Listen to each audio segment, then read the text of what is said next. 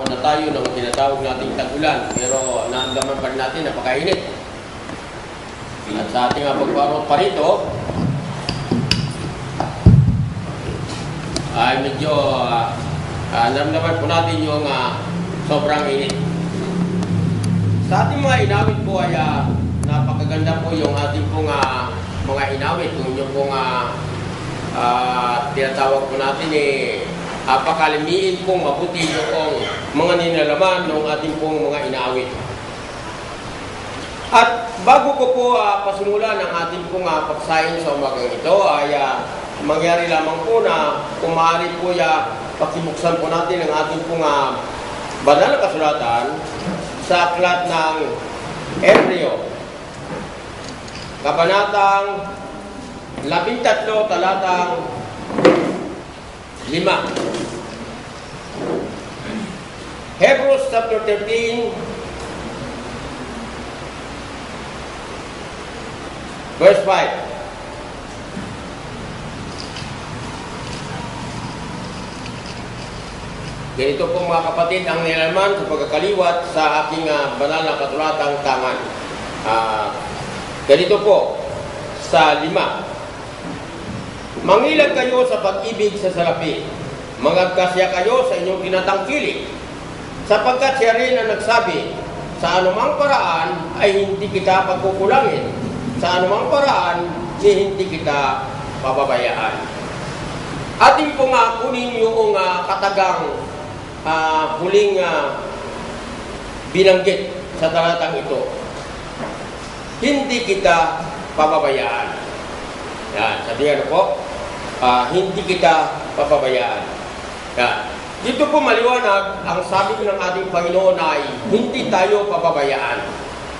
Kuminsan po, may mga pagkakataon na madalas nating banggitin marahil itong mga pangungusap na ito o yung terminong huwag o hindi kita papabayaan. Kadalasan, maaaring sa mga anak natin o sa ating mga mahal sa buhay, madalas nating binabanggit ito. Huwag ka mag-alala. Sabi nga, no? Akong bahala sa iyo. Parang gano'n, no? Kasi kahulugan na rin yun noong hindi kita papabayaan. Sige, sabi niya, Brad, punta ka lang doon. Banggitin mo pangalan ko. Sabi nga, no? Pero yung babalay, kuminsan pagpunta mo ron kumbaga sa masama na pala yung pupuntahan. Bakit? Sirang-sira na yung pangalan ko pala ron. Sa halip na mapabuti na papasama pa. Bakit po kamo? Ganito po yan. Experience po yan ay inyong lingkod ng isa sa aking kapatid din na nagkaroon din po ng problema. Ibigin po yan, ano? At siya rin po kumantong doon sa pinanggalingan ko. Yan. Doon sa binabanggit ko pong 4 na sulok na daigdig. Pero hindi siya nagtagal doon. Ibigin po yan. Sa pag-aakalan niya, dahil tayo po medyo kilala doon sa ating pong pinuntahan na 4 na sulok na daigdig. Sa pag-aakalan niya, nawapaputi siya pag ginamit niya yung pangalan ko. Sabi niya gano'n, si Commander Johnny Puentes, gano'n, kapatid ko yun. Sabi niya, parang buong pagmamalaki pa. Kapatid ko yun. Sabi niya, ha? Kapatid mo pala yun? Sabi niya gano'n, opo, kapatid ko po yun. Halika, sabi niya gano'n. Hinimak siya roon sa isang gilid. Bakit po? Ay siya po yung napagbawian. Ganit siya po yan. Bakit po? Noong panahon kasi nung nandun tayo sa sulok na 4 na daigdig, medyo tayo po umeral sa atin yung ating masasabi po nating dala ng ating panahon na yun.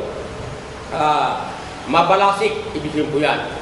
Sapagkat kung tayo po'y mabait noon sa daigdig na 4 na sulok na yun, ay kawawa rin po ang yung pong kalagayan. Kaya kinakailangan doon, medyo ang dating na po natin ay yung palaban.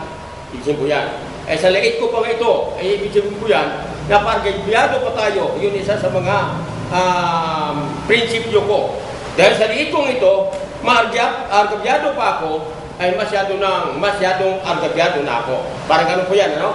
So, ang nangyari ngayon, sa halip na mapabuti siya, napasama. Bakit? Kinabugbog siya. Bakit? Dahil ginamit niya yung pangalan ko na marami po tayong naging atraso. Sa anong paraan? Sapagkat tayo po'y nanghihimas noong mga panahon na yun. Pero tayo po'y nanghihimas doon sa mga matitigas ang ulo lamang. Yan, po, sabi po yan. Yan, mga matitigas ang ulo na ayaw sumunod doon sa patakarang ipiniral doon sa 4 na daigdig o 4 na sulok na daigdig na yon. Kapag tayo po ay nagkaroon din ng tungkulin doon sa lugar na yon, tayo po ay naging company commander noong panahon na yon. So, doon sa lugar na yon na mahigit o kulang-kulang o mahigit sa more or less na 2,000, na magkakasama kami ron sa 4 na daigdig na yon o sa 4 na sulok na daigdig, ay kinakailangan ay may matigas kang panindigan. Doon natin nasusukat na yung tao pala hindi pala nakukuha sa laki. Na pag malaki nga tao ka, ay ikaw dapat ang respetuhin o katatakutan. Hindi pala. Kung di doon sa iyo pa tigas ng panindigan, doon ka makikilala. So, ganyan po yan. So, sa pag-aakala po natin ganyan, ano po, yung termino kasing ating pong, sabi nga, hindi kita pababayaan. Ang Panginoon ay gumamit ng ganitong termino na talaga pong pag sinabi niya hindi ka pababayaan, hindi ka pababayaan. Ganun po yan.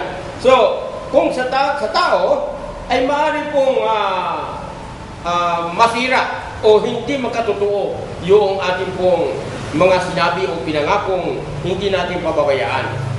Pero sa Panginoon, sabi niya noon, pag pinangako po niya, nasabi niyang sa anumang paraan ni hindi kita pababayaan. Kahit sa anong kaparaanan, ibigin ko yan.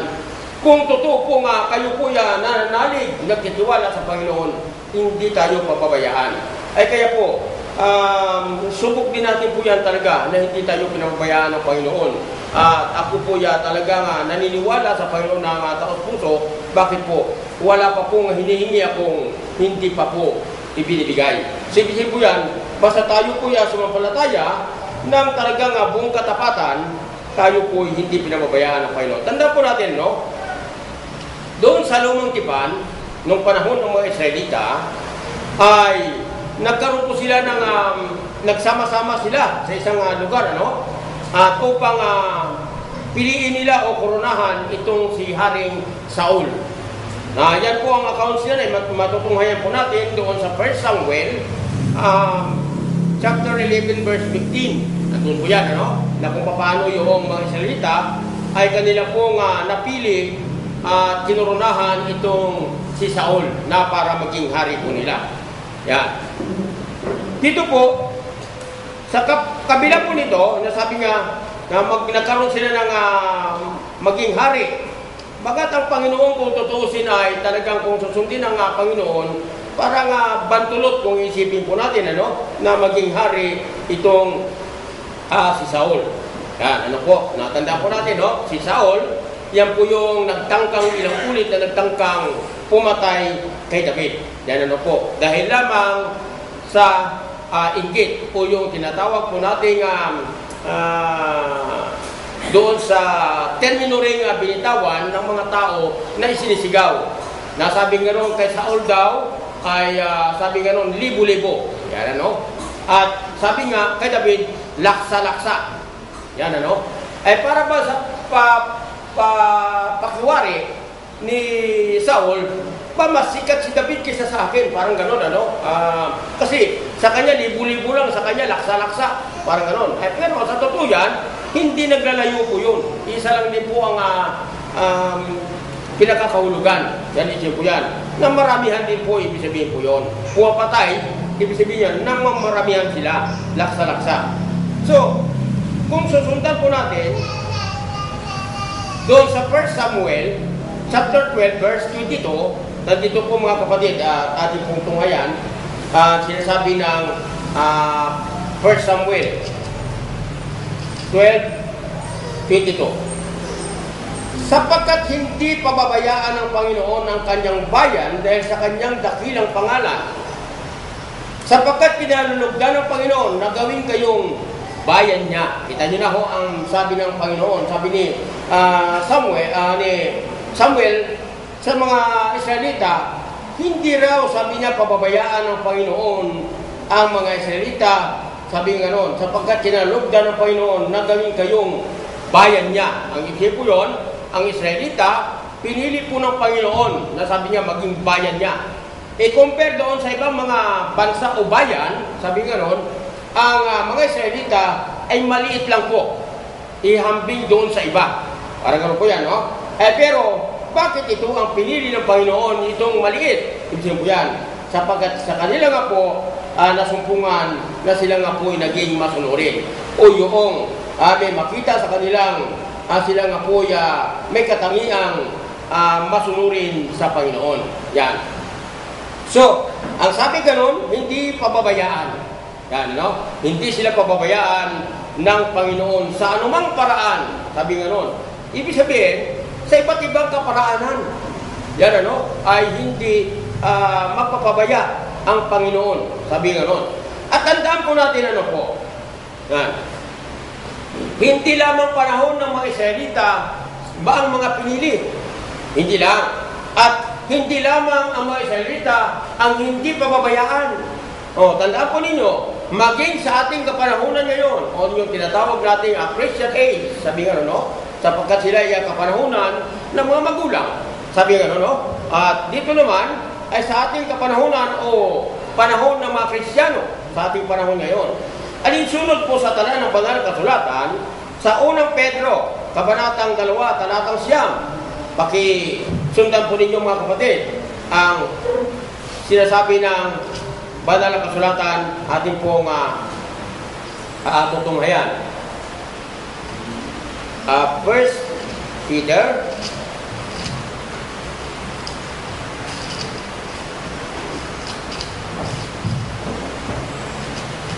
chapter 2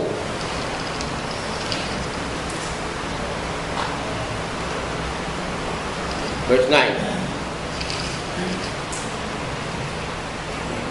to 9. Ganito po mga kapatid ang sinasabi. Dadapwat kayo'y isang lahing hirang. Yan.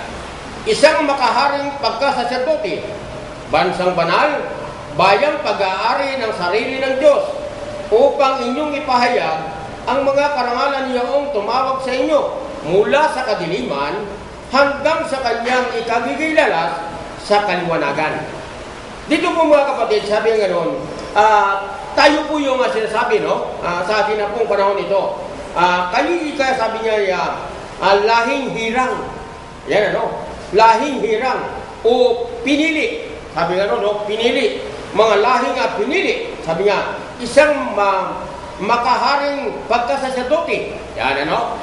Ibig sabihin, ano po natin, ano, yung saserdote doon sa lumang tipan, ito po yung mga pare. Yan ano po, mga pare ito. Sa lumang tipan po yan, ano? At sabi nga, sa ating panahon, pagkasaserdoteng bansang banal. Sabi nga ano po, pag-aaring sarili ng Diyos. Yan. So tayo pala, sa ating panahon ngayon mga kapatid, mga pinili din tayo. Yan ano, mga pinili tayo. At kasama rin pala tayo sa mga pinangakuan na katulad ng pangako kung sa lumang tipan sa mga Israelitang hindi ko kayo pababayaan sa anumang paraan. Sabi nga ron sa mga Israelita, sa anumang paraan, hindi ko kayo pababayaan. Sa ating ngayong panahon, hindi rin pala tayo pababayaan. Sabi nga ron po, yan. Tingnan po natin na mga kapatid. Ang sabi nga rito sa Mateo 28:20, 28 ng Mateo at talatang 28 na ganito, 28 na talatang 20. Ito po mga kapatid, ano po? Sabi nga ron, huling kabanata ng aklat ng Mateo. Yan. Chapter 28 verse 20. Yan. Naituro nyo sa kanila na kanilang ganapin ang lahat ng mga bagay na inuutos ko sa inyo. At narito, ako'y sumasa inyong palagi hanggang sa katapusan ng sanglibutan. Kita nyo na po? Yan, hanggang sa katapusan ng sanglibutan, sabi nga nun, kasama natin ang ating Panginoon. Sabi nga, no? Hindi raw tayo pababayaan. Ibig sabihin na pinapatnubayan tayo ng Panginoon. Sige yan. Maaring hindi katulad ng literal nakasama na katulad ng mga alagad nung time nila nang nabubuhay pang ating Panginoon, ay kasama nga natin, ano po, yan. Hindi po literal na kasama po natin nandiyan mismo katabi natin ang ating Panginoon. Kundi sa espiritual na kalagayan ay kasama po natin ang Panginoon. Sinasamahan po tayo. Kung tayo po sabi ng ganon, ay tumatalima o masunurin tayo sa Kanya. Kung minsan, mga kapatid, dahil baka isip nila, ako'y pinili, parang gano'n po, at kasama na ako sa magmamana ng karya ng Panginoon. Kaya, ibig sabihin, para bang tiwalang-tiwala na sa sarili. Yan, ano? Kaya kung minsan, kahit na magkakasala siya, para bang, sabi niya, kahit na magkasala naman ako ng kwan, medyo, ibig sabihin, madalas tayo nagkakasala. Kasi, marupok Yan, ano? Ibig sabihin, marupok, mahina. Yan, ibig sabihin, mahina. Pero, dapat, na tayo mga lingkod ng Panginoon, matibay tayo. Sapagkat alam po natin tayo po talaga, ang tinatarget talaga po ng tukso ng Diablo. Tandaan po natin, walang Diablo nang tutuksoin niya ay kapwa Diablo. Nakikinapapansin po ninyo? Yan, no? Ang tinutukso ng Diablo, natural po yung mga lingkod ng Panginoon, yung mga banal. Yan, no? Yan sabi nga nun, dinidemonyo nila yan. Yan. Kasi hindi pwedeng demonyohin ang kapwa demonyo. Kasi, yan. Kaya tandaan po ninyo, at pag tukso, wala hong nanunuksong pangit. Kita nyo na ho. Pag sinabi natin tukso, ay kaya-aya ho sa ating paningin yan. Maganda lahat po yun. Hindi po yan. Katukso-tukso sabi nga ron, ano? Puro, sabi nga ron, maganda sa ating paningin. Yan, maganda lahat sa ating paningin. Yan. Sapagkat kung isang manunukso ay hindi katukso-tukso, hindi matutukso yung kanyang tutuksoin. Bakit? Hindi nga siya katukso-tukso Gets nyo, mga kapatid, ano? Yan. So, lahat ng manunukso, magaganda po yan. Or kaaya-aya sa ating paningin. Halimbawa, yung tinutukso tayo, yan. Halimbawa, malaking kayamanan. Yan, example, ano? Yan. At halos ganyan halos, lalo sa ating bansa. Yan, ano po. Pag malaking kayamanan, ay baka kung halimbawa, natin sa eleksyon, baka mabiktima ka ng tinatawag nating dagdag bawas. Hindi po yan, ano? Yan. Nauso yung dagdag bawas. Bakit? Baka nalagyan yung kabila Yan, hindi po yan. So, ibig sabihin, ganyan po yan. Na ibawas doon sa isa, idinagdag naman doon sa isa. Yan. So, ganyan po yan. At, kung minsan, dahil sa malaki yung halimbawa, kanya-kanyang strategy sa politika Yan, halimbawa, kasi experience natin yan 4 times na tayo tumakbo Pero, nakapagtataka, pag-iikutin mo, sabi nga nun, landslide na ika. Yung puwentes ika, wala na. Hindi na kinakailangan mangampanya dahil halos landslide na. Sabi nga nun. Magugulat ka, pagdating ng tagdang araw, nahatulan na, ayun na, bibitin-bitin na po tayo. Laging nasa pang-8, may katay pa. Ibig po yan. O pang-siyam, ganyan na, ibig po yan. Ay hindi man po pwede yung pang-8 ay may upuan. 7 lang ang kailangan sa barangay. Ibig po yan. So, wala ho say-say. Bakit? Sila kasi may mga pera. Yan. Grouping yan. Maganda mga strategy. Ibig po yan. Bakit po? Nagkakaroon na pong abutan yan. Yan, ano? Sa isang grupo nila, 7 sila, pang-8 yung kapitan. Yan, ano po? Pang-8 yung kapitan, example lang ito. Yan. Doon sa grupo lang mismo nila, nagbabagsakan na, naglalaglagan na rin. 4 lang sila nagsama-sama. Pang-5 yung kapitan. Ay, tig-100 sila. Sabi ko yan, 100. Di, 500, ibig po yan. Ay, isang taong nalapitan nila ngayon, o 500, isang ulo. Kasi tig-100 ang bawat isa sa kanila. Kaya malaking bagay po yun. May strategy pa, hindi basta abot ng halaga na yun. Yan. Meron po silang sistema. Pagpunta mo rin sa voting center, kinakailangan may dala kayong mga palara. Bakit? Ibabakat doon sa palara Yung isusulat mo, kung totoo, isinulat mo pangalan ko. Pagbalik ngayon, ibabalik mo sa akin yung palara na may nakabakat doon mga pangalang ibinuto mo. Saka ko rin ibibigay yung 500 mo. Yan, abutan system, ibigay mo yan. So, maraming strategy. So, Dahil po yan po yung kasama sa mga tukso. Ibig po yan, tukso. Kaya tandaan po natin pagka tukso po yan, ay talagang kaya-aya o kahali-halina sa ating pong paningin. Ibig po yan. O sa ating pananaw ay kapakit-pakinabang. Yan. Madalas kong kinukwento sa inyo yung tatlong magsasaka o yung tatlong akyat ng bundok na sinasabi ko nga.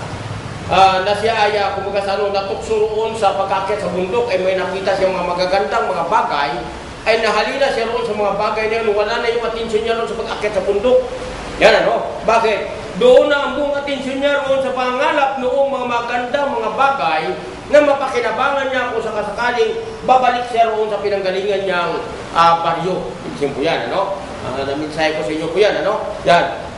At doon sa kalalakad niya roon sa kubat, yan, ibig po yan, dahil halos lahat, pati batong magaganda sa kanyang paningin, mga halaman, mga puno, yan, ay kinalap na lahat, kinuha na lahat yun. Dahil malaking bagay daw pagbalik niya roon, may bibintan niya ng malaking halaga. Yan, ibig po yan, Ay hindi niya alam na napalayo na siya, hindi niya alam kung saan na babalik. Yan. At doon sa mga bagay yan, nagutuman siya dahil walang karanasan sa gubat, isip po yan, namatay na siya, hindi na nakabalik sa pinanggalingan. Ganyan po. Baka ganyan ang mangyayari sa ating mga kapatid. Bilang mga Kristiyano, mga lingkod ng Panginoon, baka tayo po'y mahalina. Isip po yan, Yan.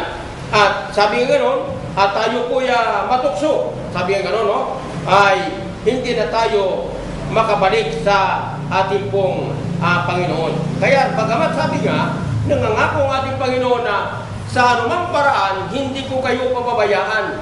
Ay ang problema, kayo rin mismo mga kapatid, ay ibig sabihin, ay naging pabaya. Ay sabihin, lumalayo kayo sa tangkilik ng Panginoon. Ay siguro kahit anong gawin mga pagpapastol ng ating Panginoon, kung ikaw mismo sa sarili mo lumalayo ka, isip ko yan, ay walang magagawa ang Panginoon.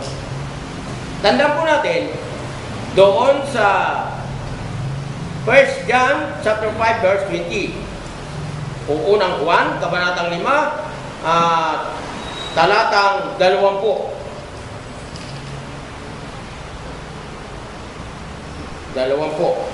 Ito po. At nalalaman natin na naparito ang anak ng tao o anak ng Diyos, brother. At tayo'y binigyan ng pagkaunawa upang ating makilala siya na totoo. At tayo'y nasa kanya na totoo. Sa makatuwid ay sa kanyang anak na si Jesucristo. Ito ang tunay na Diyos at ang buhay na walang hanggan. Tandaan po ninyo, yan. Kinakailangan daw natin makilala na ang Panginoong Diyos ay totoo. Yan, Yan. At kinakailangan daw din tayong, kinakailangan na tayo mga lingkod niya o mga tupa niya. Ibig sabihin po yan. So, kung hindi tayo mga totoo, bagamat totoo yung ating sinasampalatayanan, at tayo namang sumasampalataya, mga hindi totoo. Bakit? Baka mga ipokrito nga ang labas natin Yan. Kunwari lang. Yan ay yan. Nagkukunwarian lang tayo na tayo ay mga totoo. Yan. Kaya kung minsan nakakalito na yung alin yung totoo at alin yung hindi totoo, lalo sa ating panahon dito sa ating bansa. Yan maraming nakakalusot. Kaya maging sa seminar o training namin, sinasabi natin control. Paano mo makukontrol? Yan. Sa immigration, nakakalusot. Yan. Yung dapat hindi palusot Yan. Kasi, sabi nga ron, yung ID ka makikilala dun sa mga ID, hindi nga Kung ID lang po yung ating pamantayan, para makilala o makontrol natin yung mga umaalis at hindi dapat paalisin, ay mahirap po Bakit? Kasi uso na ngayon sa ating panahon ngayon, yung tinatawag na look alike. Kita nyo na Halimbawa, si Brother Iles, yan. Bagamat sa totoo lang, hindi talaga kami magkahawig. Yan, pero baka sa pamagitan niya, magkaroon na tinatawag nating look alike. Yan, pwedeng yung pangalan niya, ay litrato ko naman ilagay ko noon, magkakahawig na kami. Parang gano'n, pero ako rin yun. O parang gano'n, maaaring kahawig talaga. Yan, gano'n, Look alike, sabi nga gano'n. So, bagamat hindi yun, ay maaaring paalisin siya. So, mahirap na po. So, yun ay mga hindi totoo. At saka sa totoo, marami na nakakalis. Yan. Ay doon na sa amin marami nakaalis Yan. Ibang pangalan yung kaya nahimutok ngayon yung sino ang ginamit ang pangalan. Bakit po? Ay nakikinabang na, dollar yung napakinabangan. Ay ni mahagisan siya dahil napangako sa kanya. Bibigyan kita ng ganitong halaga. Sabi ng ganon. Gagamitin ko lang yung pangalan mo. Sabi ng ganon. Kasi siya, bata pa siya. Kinakailangan kasi, 18 anyos pataas. Babae kasi. Yan. Ay wala pa siyang 18. So hindi po pwede. So ginamit yung pangalan niya, yung birth certificate niya, ginagamit niya. So pangalan din niya nakalagay doon. Yan. Noong tao. Yan. Ay ngayon nagkahimutok, ay kumikita ng dollar, hindi na siya pinapansin. Ibig sabihin po yan. So, yung na tinatawag natin yung mga hindi totoo. Yan, ang sabi nga rito sa talata natin binabasa, kung ang Diyos, sabi nga, kanyang anak na si Jesucristo, ito ang tunay na Diyos, at sabi nga, kinakailangan daw tayo magkaroon ng pagkaunawa upang ating makilala siya na totoo at tayo na sa kanya na totoo. Yan, kinakailangan po ay tayo po ay maging totoo. Magpakatotoo ka, sabi nga gano'n, no? Yan, magpakatotoo tayo. Yan. Yan po. At sabi nga, hindi natin dahilan na, sabi nga ng tao lang kami, marupok, sabi nga nun. Kaya kami nagkakasala. Kaya nga, sabi nga Apostol Pablo doon sa aklat ng sulat niya sa kanyang doon sa aklat ng sa mga taga-Roma, kabanatang 6 at talatang 2. 6:2. Ano sabi niya rito? Yan. Huwag nawang mangyari tayong mga patay na sa pagkakasala. Paano nga tayo mabubuhay pa riyan? Ang ibig sabihin ng Apostol Pablo, na tayo may mga lingkod na ng Panginoon, na yung ating pong kasalanan ay sabi nga, ay kasama lang nailibing. Sabi nga nailibing. Sa pamagitan ng bautismo, ay sabi nga, paano ikang mabubuhay pa tayo roon? Ibig sabihin yan, dapat tinalikuran na natin yan. Yan, halimbawa. So, tinalikuran na natin ito. Pag sinabi ba nga, tinatalikuran natin o tinalikuran natin, nakaharap pa ba tayo roon? Hindi po. Sapagkat sabi nga, tinalikuran Yan. Kasi, nag-about face ka na po Yan, isip po yan. Nakaharap ko sa inyo, maaaring tumalikod ako ngayon, isip po yan, wala na ako yan sa harapan ninyo. Yan, isip po yan. Hindi na ako nakaharap sa inyo. Ganyan po, ang mga kasalanan, ay tinalikuran na natin ito. Noong tayo po naging lingkod ng Panginoon, nung tinanggap natin po, yung ating pong obligasyon sa Panginoon. Kung kasi para tayo nagkaroon ng pananagutan o para bang sa isang ikinakasal sa isang lalaki at babae, meron ka ng sinumpaang pananagutan. So ibig sabihin po yan, mula nung tinanggap natin ang bautismo, sa pamagitan ng bautismo, ang Panginoon, tinalikuran na rin natin itong mga kasalanan ito. Kaya hindi na dapat tayo diyang nabubuhay. So tanda po natin, mga kapatid, nasabi ko, inulit ko po, nasabi nga ang pangako ng Panginoon, sa anumang kaparaanan, hindi ko kayo, sabi nga, pababayaan. Yan So, balit, sabi nga gano'n, dapat tayo naman, huwag rin maging pabaya. Baka mamay nyo, nagpapadala naman tayo doon sa mga tukso. Ibig po yan. Bagamat, sabi nga, ang Panginoon na hindi naging pabaya, o hindi pababayaan tayo, pero naman tayo ay nagiging pabaya. Yan, ibig po yun. Nagiging pabaya. Yan. At kadalasan, kaya nga kuminsan, yung mga pagtulong natin, ito kuminsan talaga, nakakasama rin ang loob. Yan. Lalo na, lagi tayong nasisimunan, nakukulilin ang tinga ko sa misis ko. Bakit po? Takbuhan tayo ng mga problema na hindi ko problema nila. Kung sa po yan. Dala ng kanilang mga katamaran, isip po yan, kapabayaan sa buhay, isip po yan. At tayo po isinasama, yan, sa kanilang mga problema, yan, isip po yan. Na sila ay pakuya-kuya-kuy, yun ang naging dahilan na nakakaroon sila ng kasalatan sa limang mga bagay. So, sabi ko rin ng may bahay ko, yan, uto-uto ka kasi. Sobra ikang lambot ng ilong mo. Noon parang tahok ang ilong mo. Pero ngayon sabi niya, masahol pa sa taho. Sabi niya, parang lugaw. Sabi nga ron. Yan, kasi pagka nangangailangan kasi hindi ako mahirap lapitan sa tutupuyan. Yan, kaya halos isusubo ko na lang, itinutulak ko pa. Yan, kasi pinapakita rin kasi natin doon sa mga ganitong sitwasyon, yung pagiging lingkod tayo ng Panginoon. Yan, na tayo po kuminsan may bahay ko masungit. Masungit talaga. Pagka dumating, kaya pabalik-balik ka kasi halimbawa, naku po, ang mukha ng may bahay ko, hindi na may pintura yan, kahit na magaling na yung pintor o dibuista, hindi kaya may guhit na. Yung kasi ilang beses sa'yo pabalik-balik na naman. Din po yan. Pero hindi nga tayo magpakita ng ganong pagkasungit, ibig po yan. Sapagkat nakikita kasi tayo, yan, matulingan kasi tayong lingkod ng Panginoon, pagkatapos taliwas doon sa ipinapakita natin ngayon. Kasi tandaan po natin, yan yung kahirapan ng tinatawag na lingkod ng Panginoon. Kasi ang hirap i-adjust yung sarili mo. Kasi kung ipakita mo yung magiging masungit ka or arrogante ka, pero sa time na yan, ay mapipintasan mo hindi yung ako yan kundi yung pangalan ng ating Panginoon, tulingan pa naman Kristiyano yan. Tapos ang ugali pala ganyan. Yan, gano'n. Ay sa halip na ma-encourage mo, na madala mo sa Panginoon, ay baka lumalayo na. Kita nyo na Kaya napakahirap po yung ating kalagayang mga Kristiyano sapagkat lagi pong malalagay tayo sa balag ng alanganin. Ibig po yan. So, di kaya paano tayo, Yan. Bagamat kuminsan, sinusuri nga rin natin, Yan ang mga binibigyan sapagkat kuminsan ay abuso. Abuso na. Yan dyan, binibigyan natin pampuhunan. Yan. Tinuturuan ko na, binibriefing ko ganito dahil ang ating Panginoong Jesucristo hindi nagbigay lamang ng isda na nakakainin.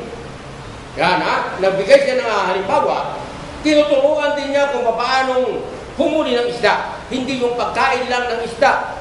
Kita nyo na. So, kinakailangan matuto. Yan. Kaya, binibriefing, before na bigyan ko ng konting puhunan, binibriefing ko na. Yan. Ganito style kasi ako nakapag-aral ako sa iba't ibang pamamaraan na sariling sikap ko. Yan. Pagbibinto, kung ano-ano, Yan. Iba't ibang mga racket, pero sa mabuting kaparaanan. Isip po yan. Yung manugang ko lang na sinabihan ko. Sabi ko sa manugang ko, Kako, laway lang ang puhunan mo at pagod. Pagdating ng hapon, mapapakinabangan mo yung pinagpaguran mo. Ano yan? Wala kang puhunan. Ang puhunan mo ay pagod, pawis, laway lang. Ano yan? Punta ka ron sa Jiangxia. Magtutulakahin mo, huwag alisin mo yung pride. Alisin natin yung pride. Kasi pag pinairan natin yung pride, ay hindi tayo mabubuhay. Yan. Punta ka ron sa Jiangxia. Natural, magpresenta ka, maayos ron, bibigyan kang puhunan yan. Kailang limitado. Ibig mo yan, na para ipamili mo ng mga buti, garapa, kung ano-ano, inso-inso. Yan, Yan. Balik ka ngayon, ibabalik mo yung naikuta mo na pinamili mo. Yung porsyento mo, magagamit mo kagad hapunan. Makakabili ka ng pagkain mo. Kita nyo na. Ano pa? Ano ba, sa maliit na halaga, sipag lang kinakailangan kasi naranasan natin Aba, yung totoo nga, na ginawa nga nyo, maganda nung una. Ang problema na, nung bandang huli, masama na. Bakit ka mo? Yung puhunan na binibigay sa kanya, natudas na. Pati yung karito, hindi na sinuli. Dahil nahiya na bumalik doon. Yan. So, ibig sabihin, wanted na. Masama, ibig sabihin, huwag kang kaya, pinangaral ko, ang pagtitiwala ng kapwa mo, huwag mong sirain. Sapagkat sa tiwala na ipinagkatiwala sa iyo, diyan ka mabubuhay. Diyan ka masisira, diyan ka rin mabubuhay. Yan. Dahil sa sarili ko na lang, kita nyo na, kahit saan paano pa ko niya mapunta, mapabundok ko siya naman. Yan. Tayo naman ay hindi sa pagyayabang pinagagawan tayo. Bakit po? Wala akong ginawang masama. Puro agrabyado ako, hindi ko na iniisip. Yan. Hindi ba maragabyado ako, huwag lang ako makaragabyado. Yan ang ko. Hindi ako siguro masyadong mahigpit sa oras. Kahit na nagpasa sa oras hanggat kaya ko gampanan pa gagawin ko. Isip ko yan. So, ibig sabihin, yun ay ipinapakita mo lang na talagang may sinseridad ka sa iyong trabaho. So, ilipat naman ibang trabaho siya. Ganon din, wala rin. Binakapay ko lahat ng anong nakupo, wala rin. Binigyan ko ng budget para wala nga lahat. Sabihin ko yan. So, mahirap na sitwasyon. Mahirap yung papasanin ko, yung hindi ko dapat pinapasan. So, ganyan no. Kung meron man no, yung ano dyan, pasensya na po kayo, namiminsyo ko ito. At mayroon man dyan, ibig sabihin nagbabalak-balak na. Yan ano, na lumagay ko no, sabi nga sa mga tahimik na panahon. Pero kung hindi pa nyo kaya ang sarili nyo, huwag na muna kayo magtatangka. Yan, bakit o? Kasi, baka mamay nyo, yung responsibilidad ninyo, ipinapasan nyo sa magulang nyo. Uso yan eh. Yan. Pagkatapos yan, nanganak na yung apo. Yung tatay pa rin, o yung lulo, ang siya pa rin pupasan noong responsibilidad ng apo. Ay, experience na po natin yan eh, kahit anong kumukuhan. Kaya ako bugbog sarado sa business ko sa sermon. Yan, masyado ka ngayon. Ay, ano nga gagawin ko? Pagsisipain ko ba yan? Ay, hindi nga naman obra dahil mga bata nga ibig sabihin ko yan. Eh, hindi naman sa pangkonsente, pero pusok naman sa pangaral. Ay, bahala ng Panginoon dyan. Ay, experience ko yan. Binabalikan ko yan, mga kapatid, na ganyan po ayata ang aking pong buhay. At sabing ganon, binibigyan tayo ng kalakasan pa rin ng katawan ng Panginoon, hindi tayo pinababayaan. Isip po yan.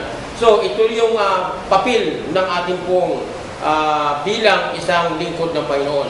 Mahaba po yung ating pong pasensya. Yan. Huwag natin iiksian. Sapagkat sabi nga, kung maiksi po yung ating pasensya, ay hindi tayo karapat-dapat na maging lingkod ng Panginoon. Tanda po natin, hindi tayo pababayaan. Yan. Huwag din po tayo maging pabaya. Yan. Sabi ng Panginoon, sa anumang paraan, hindi ko kayo pababayaan. Sabi nga ron. Subalit mga kapatid, sabi nga ron, huwag naman tayong pabaya. Saan? Sa paglilingkod din naman sa ating Panginoon. Sapagkat kung hindi tayo maging pabaya, tama nga po na tayo po'y hindi pababayaan. Pero kung pabaya naman tayo, sabi nga ron, nakakalimutan natin ang Panginoon, hindi natin inintindi siya, ay napababayaan natin siya, ay sabi nga ron, maaaring mapapabayaan ka nga ng Panginoon. Sana po mga kapatid, mga kaibigan, tanda po natin sabi nga ang mga lingkod raw kailanman, hindi raw, o yung mga lingkod ng Panginoon, yung talagang matitibay, sabi nga ron, hindi raw matitinag ito, sabi nga no? Yan. At ang mga taong nagtitiwala sa Panginoon, talagang matitibay, hindi kayang titinagin. Anumang problema o mga pagsubok na dumating sa kanya, hindi niya ito alintana. Sana po mga kapatid, maging matibay tayo. At tanda po natin, huwag tayo maging pabaya sa paglilingkod sa Kanya. Sa iba't ibang paraan, sa iba't ibang mga pagkakataon, tayo sana po magpatuloy, maging matibay sa ating Panginoon. Maraming salamat po, magandang umaga po sa inyong kapatid.